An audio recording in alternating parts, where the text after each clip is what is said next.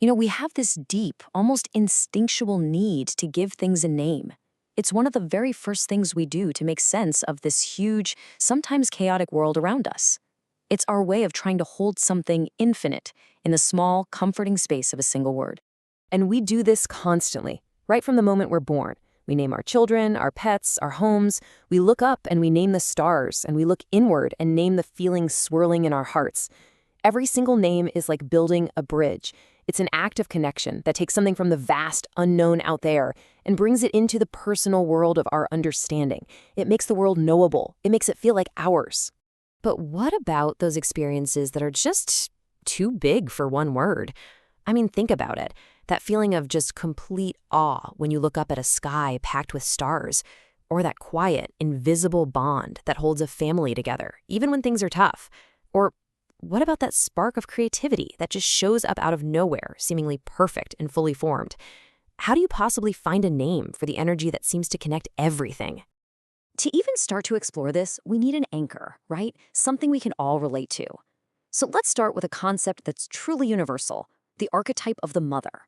She's our first home, our very first source of life and nourishment. For pretty much all of us, she is our first, most direct experience of creation itself. And this isn't just a sweet, sentimental idea. It's a deep spiritual recognition you can find in ancient texts like the Vedas. This reverence for the mother, it comes from understanding that she is our most direct, most tangible experience of a creative, nurturing, life-giving force. In a way, she is the first form that the formless ever takes for us, our first real glimpse of the divine. Now, this powerful idea that the mother is our first creative force, it doesn't just stop there. It actually expands outward into this huge cosmic principle known as Shakti. Shakti is understood as the active, dynamic energy that brings the entire universe to life. And it's not some distant, abstract thing. It's the very power that animates the stars, the trees, your own heartbeat, and even the thoughts that are popping into your mind right this second. So here's how we're going to explore this together. We'll start by digging into the real power held inside a name. Then we'll see how this whole idea of the universe as a mother leads us to this incredible text with 1,000 cosmic keys. From there, we'll journey beyond what we think of as real to find a totally new way of seeing. And finally, we'll see how all of this lets us experience the world as this beautiful, divine poem. Okay, so how could you possibly map out something as vast and dynamic as the creative energy of the entire universe? I mean, imagine trying to describe the ocean with just one word. It's impossible, right? And yet, there's an ancient text that tries to do exactly that. Not with one word, but with 1,000. And it's called the Sri Lalita Sahasranama. This sacred hymn, which you find inside a larger text called the Brahmanda Purana, it's not just a list, it's this deep lyrical exploration of this divine feminine energy. And it takes on this massive task in a really specific and powerful way, through 1,000 distinct and beautiful names. The name of the text itself kind of gives it away. Sahasramamam literally translates to 1,000 names. But, and this is important, it's not just a long list of synonyms. The number 1,000 isn't meant to be a literal count. It's symbolic. It's a poetic way of saying infinite, pointing towards the countless ways this divine energy shows up in our reality. And the way the hymn is structured is just beautiful. It's described as a garland of mantras. Just think about that image. Each name isn't just a label. It's considered a mantra, a sacred sound formula. Every single one is like a seed for meditation, a key that's designed to unlock a different aspect, a different quality of this universal consciousness.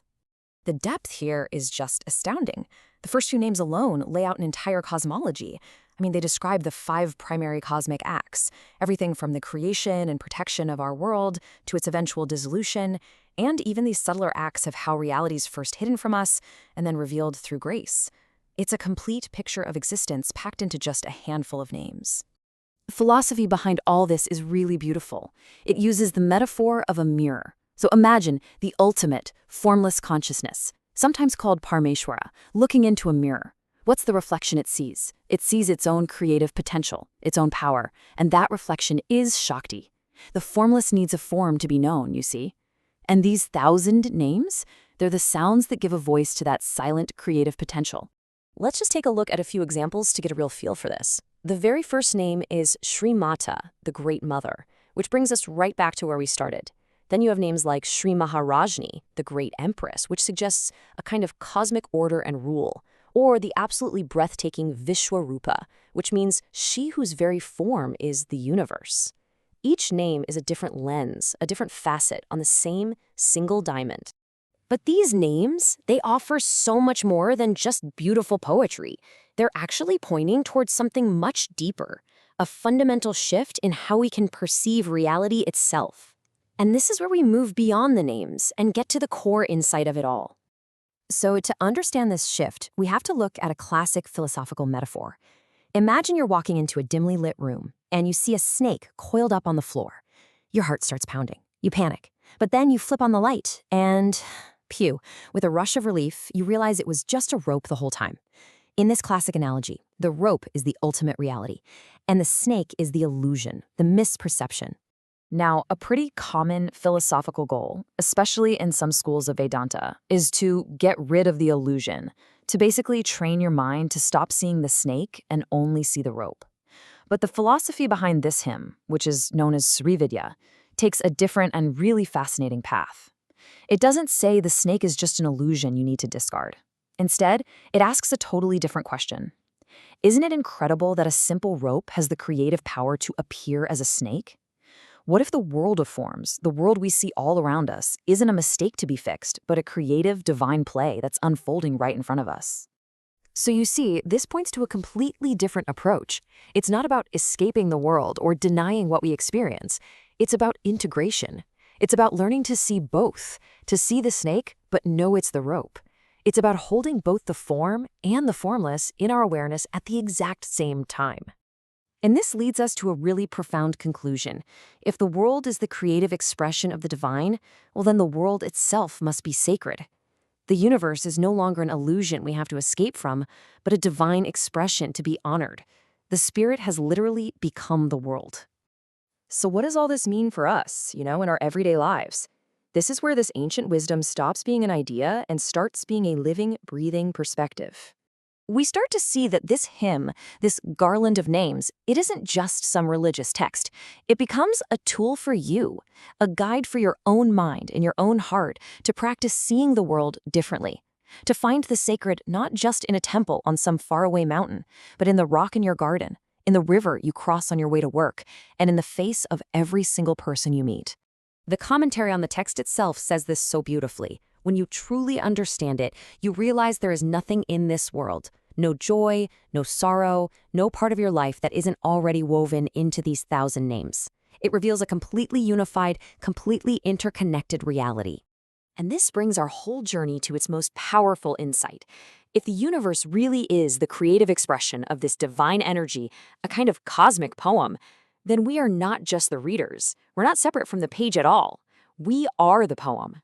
Every single one of us is a unique and totally essential verse in this grand, unfolding story. And so that leaves us with one last thought to sit with. If you truly saw the world not as one single solid thing, but as an infinite expression with 1,000 names, 1,000 faces of the sacred, how differently would you walk through your day? What would you start to see that you've never, ever seen before?